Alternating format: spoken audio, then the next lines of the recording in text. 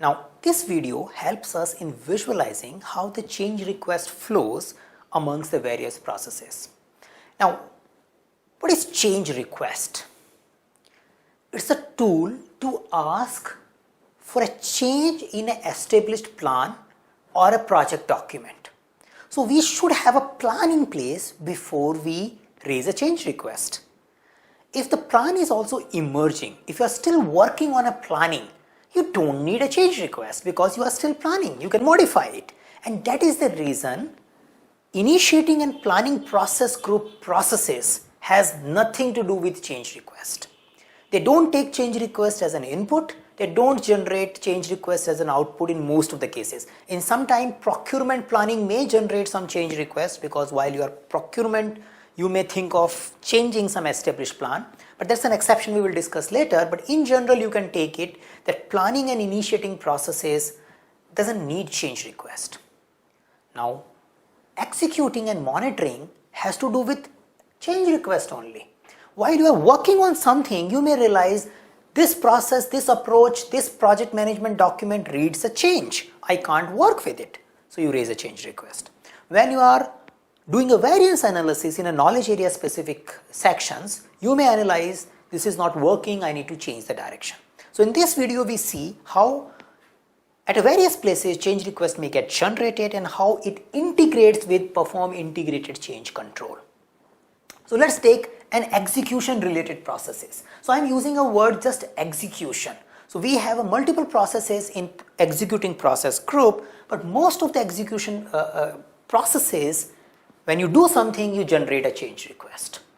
So you thought of working on a one idea. When you started working on a one idea as an execution, you had a plan, you realized this requires a change, you generate a change request. Assuming you didn't realize any need for the change while you were working, you share what you are doing in the form of a work performance data. And this work performance data goes to respective knowledge areas. While executing, you didn't realize you need a change, but the respective knowledge area like cost control, schedule control, process, when they were looking for this data which is coming from execution, they may realize we need to do a change. The pattern is not right. We are doing variance analysis and they realize that we need to do a change. So all controlling processes which are associated with knowledge areas, I am just writing one, can generate change request. Take a condition, take a situation where they also didn't realize a need of a change. This is everything looks okay. Let's share the processed information what has happened in the form of a work performance information to monitor and control project work. Now, monitor and control project work is a process which is like integrated monitoring of the whole project. A respective knowledge area didn't realize need of a change request, but when you see everything integrated, you realize I need to do something with the cost because the schedules are going slow, and integrated approach gives you an idea to change. So you may generate a change request.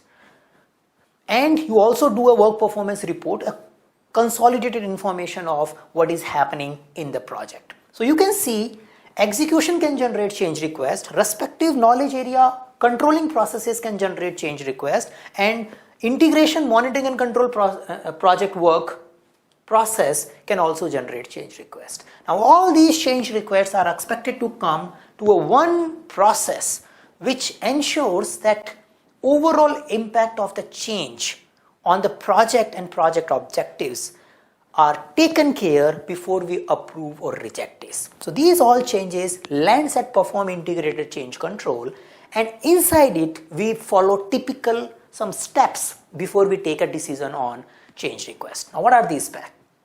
We do an impact analysis. Impact analysis related to cost, related to time, related to risk. It may require looking at alternatives, looking at cost benefits. So the first thing to do with the change is do an impact analysis.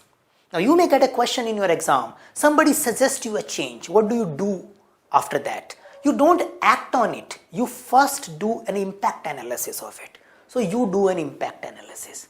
After that, you present this change to respective stakeholder for decision making. Now that respective stakeholders are defined as per your change control board or as per your change management plan, which is a part of your project management plan. So in a project management plan, you may categorize how the changes need to be put across for decision making. And that process, the change management plan is followed, and you put this in front of those individuals who take the decision on it. They can take multiple approaches, they can do a multi-criteria decision making, they can follow voting, or they can follow something else, meetings or something else. They take that decision. Now this point in time, we are expected to get a decision on change. Either change get approved, or it get rejected, or it get deferred. Once it is acted on, means decision has been made, we need to log this in a change log. Change log is just a repository of whatever happened in this process related to changes. It may have a field like change request ID, who requested, what was the description, when it came, and what was the decision on it. A summary level log which tells these all the changes came, and that is how we responded on them. So we do update of a change log. Then things move forward. Based on the change log update, especially for the approved changes, we update project management plan and project documents. So the relevant project management plans and documents get updated to take care of the change, and finally, even for approved or rejected or deferred change, we need to communicate to the stakeholder. We need to manage stakeholder expectation and tell them that change you requested got accepted or rejected, and what were the reasons behind it. So this is how typically a project management team work on change when it comes to perform integrated change control. So the idea is, whenever you get a change request, you don't act on it, you process it, you analyze it, you respond on it. It's not like sponsor is asking for something, the project manager will just start working on it. No. Now, you might be working in a small project where that could be the practice, and that practice means as a project manager you are authorized to decide on changes, and you are doing all the things on your own. That's why you never realize that you need an approval process. But think of a complex project environment where 200, 300 people are working. You may not have that authority as in one individual for all the changes. You may have it for some changes, but for others, you need to follow a process so that stakeholder come to know what has been requested, what has been accepted, and how overall impact of various change requests generated get integrated for your project goals.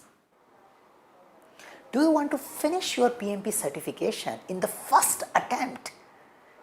Many aspirants are worried about not making up in the first attempt. Now, if your answer is that yes, you want to get it in the first attempt, you should consider enrolling to our PMP online program. We have videos prepared for the complete PMBOK guide, and these videos not only explains the basic concepts, they get into the details of the fundamentals of those concepts, and that knowledge will help you in getting your certification done faster, and that too in your first attempt. You can find more information about our program at our website, and you can also find the detailed link of our program in the description section of this video.